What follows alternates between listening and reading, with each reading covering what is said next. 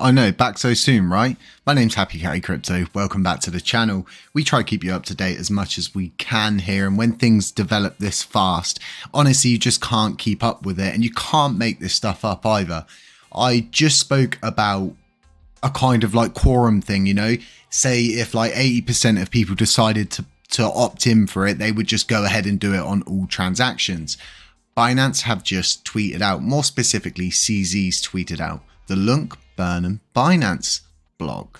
So let's dive straight into it. It's literally 6 minutes ago, just dropped, so hopefully I'm the first on this one.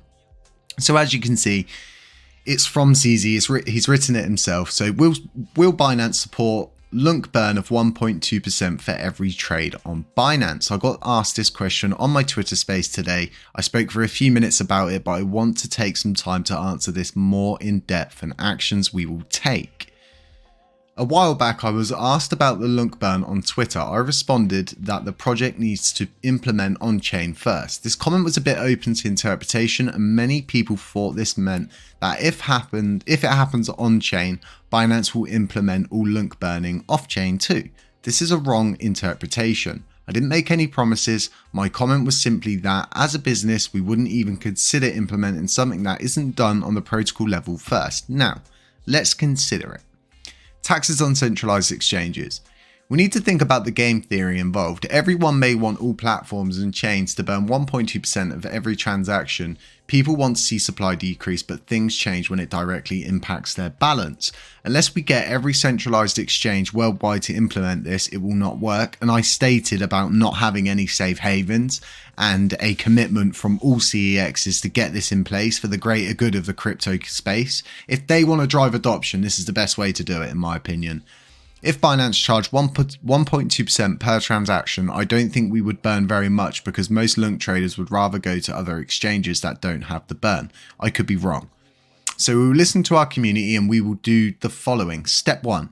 We will implement an opt-in button for the people to opt in to pay 1.2% tax for their LUNC trading. Trading, guys. Trading fees. Step 2. When the opt-in accounts reach a holding of 25% of the total LUNC held on Binance, we start to charge 1.2% tax for all opt-in traders when they trade LUNC. This prevents people who don't hold LUNC to affect the votes. It also gives the early adopters peace of mind that they are not the only few paying an extra 1.2%. The tax only kicks in at 25% quorum. This should encourage them to opt in more easily. Step 3. When the opt-in traders reach 50% of the total LUNC trading volume on Binance, we will roll out the 1.2% trading tax for all LUNC traders. This prevents large LUNC whales who may hold large amounts but don't actively trade to influence votes. If the threshold for Step 2 cannot be reached within a month of completion of Step 1 or falls back below the threshold in the future, we will remove the opt-in feature to keep to a simpler user experience. We believe this is the most scientific way to vote by our traders. We listen to and protect our users. Thank you for your support. CZ, CEO at Binance. Now, this really is all on us now as a community to play ball. The ball has now been rolled back into our court and they've kind of got us in the headlights and they've pretty much backed us into a corner now, because if it doesn't reach quorum or it drops below it, and basically if people don't on board with this, they won't keep it in place. But if it goes well, and obviously it, like stated, when the opt-in of traders reach 50% of the total LUNC trading volume on Binance, we will roll out the 1.2% trading tax for all LUNC trading. For all LUNACLASSIC trading, folks.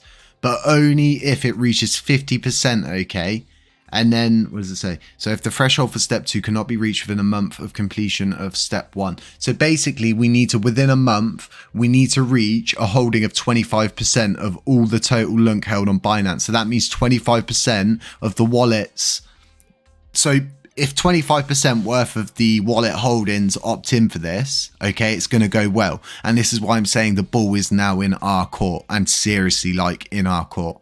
So I can only say to you folks and show you what's on my screen. I can't financially advise you, but what I can tell you is I'm opting into it. The second this button becomes available, I'll opt into it. I'll do a tutorial video and show people where the button is and everything like that, just so you know it's there. But this is good, okay, folks, because the way he's doing the vote system, like he said, this actually prevents, you know, like it really will show if people are backing this or if really people are just hot steam, so to speak, or hot air. It's just a load of people saying they're going to, but when it actually, like he's saying, falls on their wallets, will they actually opt into it? So it's now we're going to see how strong the Luna Classic community is.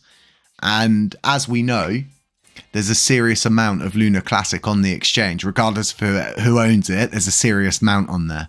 Okay, so we're going to need some serious wallets to opt in for this. So imagine if like a whale holder opted into it. That'd be crazy. But at the same time, like, it's for the greater good. Like, it's not permanent. It's not forever. Okay, it's until we reach a certain point and then it's done. If we all do this now, we'll all prosper in the future. And Binance understands adoption better than anyone. If he wants to drive adoption, the trust must be brought back to crypto through Luna Classic. This thing was pasted all over the news. Like, literally. One of my closest friends came up to me the other day and they said to me, "Hey, dude, did you hear about that cryptocurrency that crashed?" I was like, Luna. And he was like, yeah, I was reading about it the other day. I was reading about this Happy Catty crypto guy. And I was like, oh, yeah, no, I never heard of him. So very interesting. He mentioned LUNCDAO. He mentioned Vegas. He mentioned a couple people actually, and then he said he invested. And I had to obviously sit there and kind of, you know, play it off with him. It was kind of funny, but at some point I'll tell him. But yeah, I think he'd start screaming like a little girl if he knew it was me. So very interesting. But this in itself, okay, folks, is good. It's good for us, and I really hope we see a good price reaction like we are now. And that's literally like on the tweet. And we see price movements upwards. We see people opt into this. We see the community stand strong, remain huddled, and actually get this one. Like, it is so on us now. I can't stress it enough. And I hope all the other influencers, if you're watching this video, you know, pull your fingers out your backsides, get on your streaming software, run a live stream, do whatever you need to do, record a video, but spread the news, because it's down to us, okay, as, you know, the distributors of information, to provide this information now to people so that they can have a chance to get this burn tax, and not just, okay, on, you know, deposits and withdrawals. If we get this to play out the way it's written and we get what we want, we'll get it on all transactions. And what do other exchanges do? They copy Binance. They are sheep down to like Binance being the shepherd. So if we get it here, we'll likely get it everywhere. And it's the thing I've been saying to you this whole time. No safe havens. Okay, all exchanges implement this, and there will be no safe havens. Everyone will be like, well, we'll just stay where we are because we'll get the same there plus more fees, because Binance is really cheap on fees. And then I want you folks to understand as well that this is, compare it to the gas fees on Ethereum. Think about the fees people pay on gas for Ethereum.